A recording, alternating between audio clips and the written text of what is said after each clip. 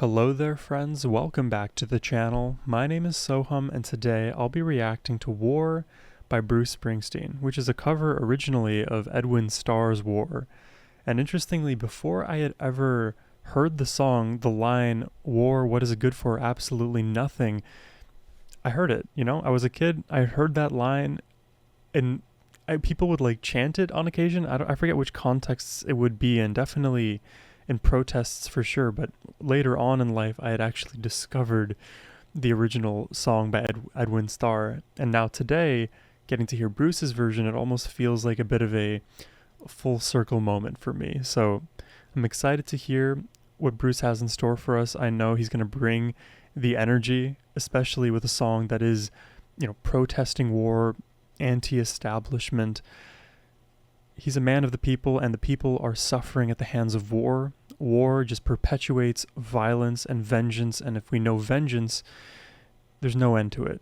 So, curious to hear what the song is all about, but before we do dive in, let's please thank Lewis the Wise for making this request. Thank you, Lewis. Now, let's just jump in. Acknowledge that 2,000 to 4,000 troops are now in Vietnam, but the administration stresses that these forces are not in combat, but serving as military advisors to the Army of the Republic of South Vietnam. Not in combat?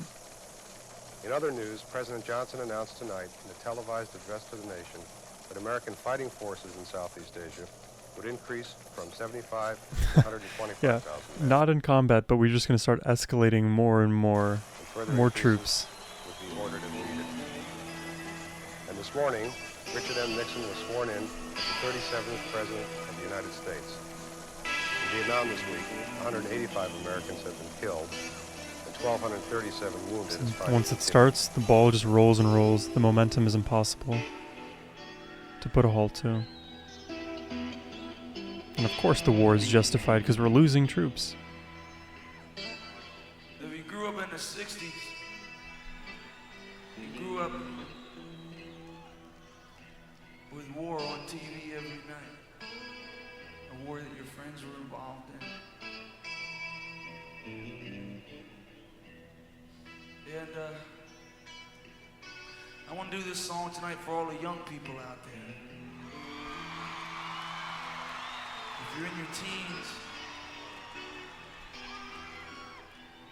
because I remember a lot of my friends when we were 17 or 18, we didn't have much of a chance to think about how we felt about a lot of things. Yeah, and if you're growing up and all you see on TV is war, violence, you become numb to it. You don't even realize that this isn't the way it should be. If we take a step back and critically think and not just go in blindly, we have a chance at least to protest against wars. If there's mandatory conscription, that's a whole different thing that also deserves protesting against. So I'm glad he's putting it in the hands and on the platter of the young, so that they can start thinking early on. What does this mean? Why are wars happening? What end is this serving? Much of a chance to think about how we felt about a lot of things. And the next time they're going to be looking at you, Yeah. and you're going to need a lot of information to know what you're going to want to do. Right, don't go in blindly. Because in 1985, blind faith in your leaders There you go. or in anything will get you killed. Yes.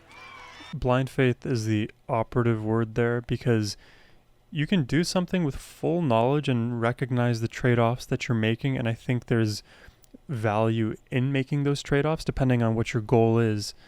But to do so completely blind without any critical thought as to why you would even volunteer yourself into a violent situation such as that, you're doing yourself a disservice, and you're exposing yourself to so many risks, physically, psychologically, spiritually. I mean, you may die in war. It's not something you can just take very lightly. Will get you killed.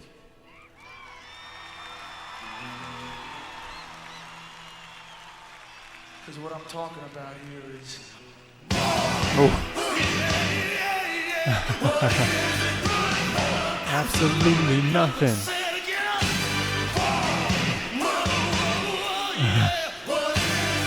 That angry delivery.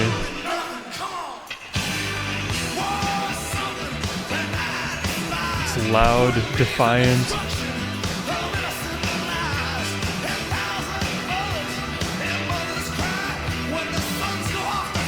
Yeah.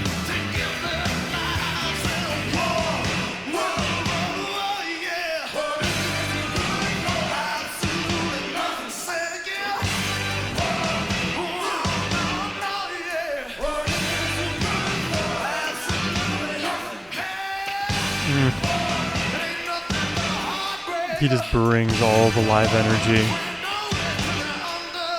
Intense, rebellious.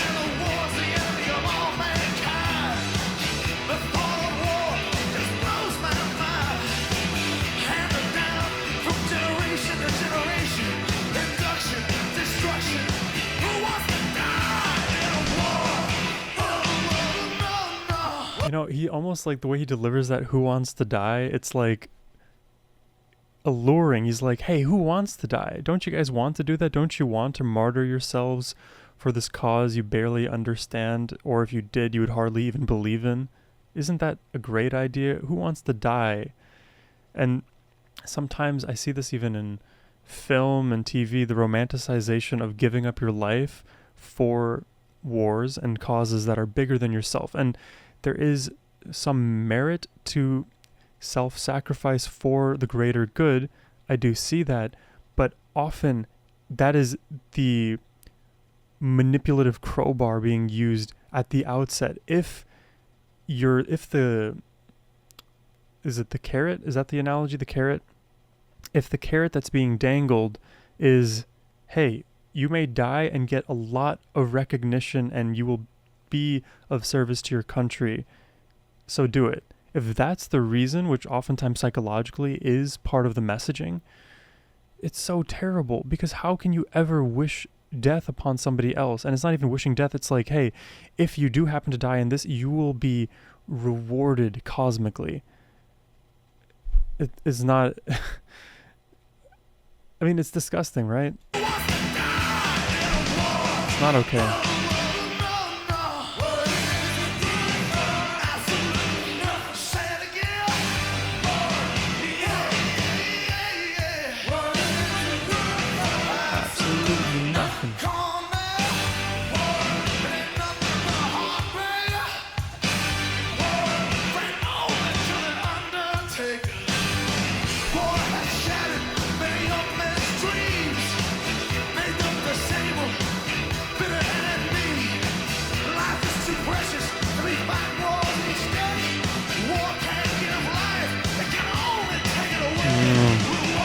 Yeah, war cannot give life. It can only take it away. There's nothing in war that can bring people back. It is just destructive only.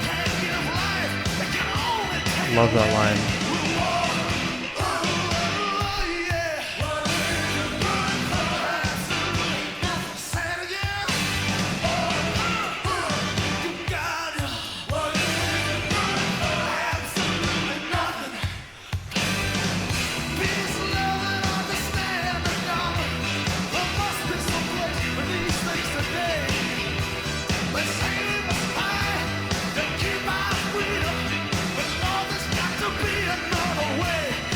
Yeah, gotta be another way. Oh yeah, give me some guitar.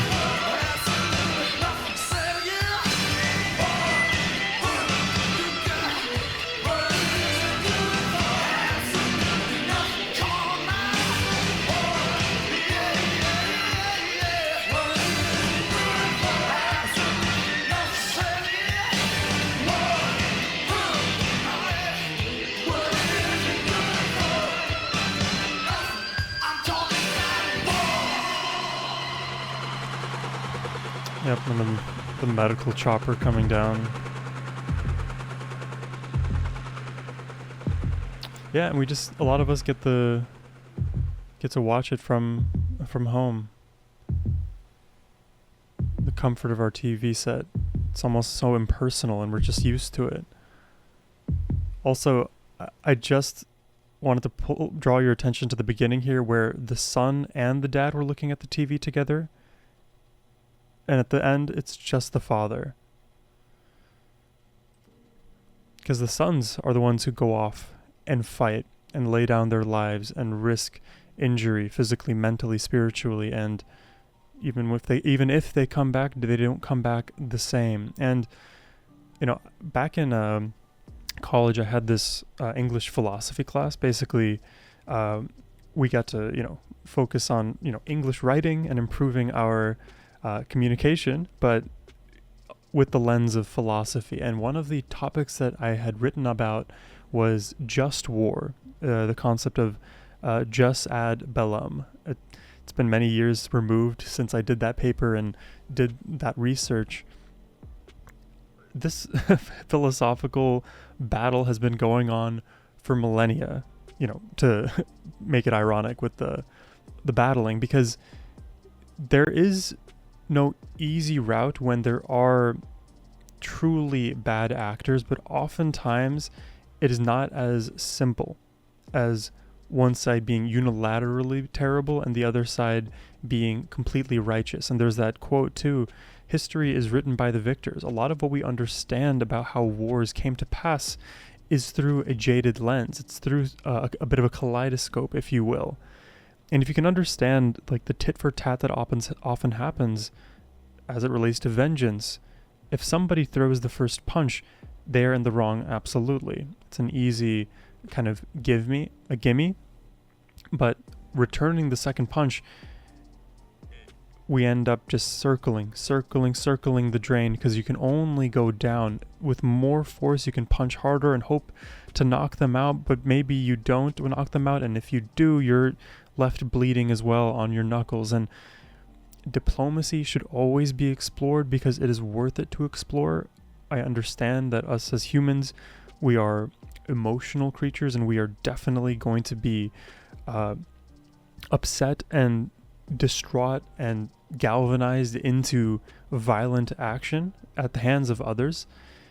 And we still have to find ways, in face of all of the logical reasons, to fight back, to soothe the waters, to make everything collectively more peaceful. Because, and this is just my, I guess, wishful thinking, peace and our collective consciousness will bring us more rewards in the long term, rather than just trying to monopolize and fight for resources, fight each other in the short term, because those short-term ramifications, like the butterfly effect, persist through time and affect generation after generation after generation. It's just creating more of the same problem with just no end in sight. I truly believe a peaceful world will also be a world that is more advanced in all of the ways you could think of. We don't have to waste time being at odds with one another, because it is a time waste. Why are we not friends with each other all the time? We could easily be. Sometimes people are looking to be hurt and to find a false justification to enter war. And I know a lot of what I'm describing is more, let's say, interpersonal, but these interpersonal conflicts, they metastasize and amplify at the geopolitical level, causing, again, centuries of unending violence. It's stupid. I'm sure many of you all agree with what I'm saying, but if you don't, or want to share anything else in the comments below, feel free to do so. I hope you all enjoyed my reaction today. I hope you have a wonderful rest of your day. Take care and peace.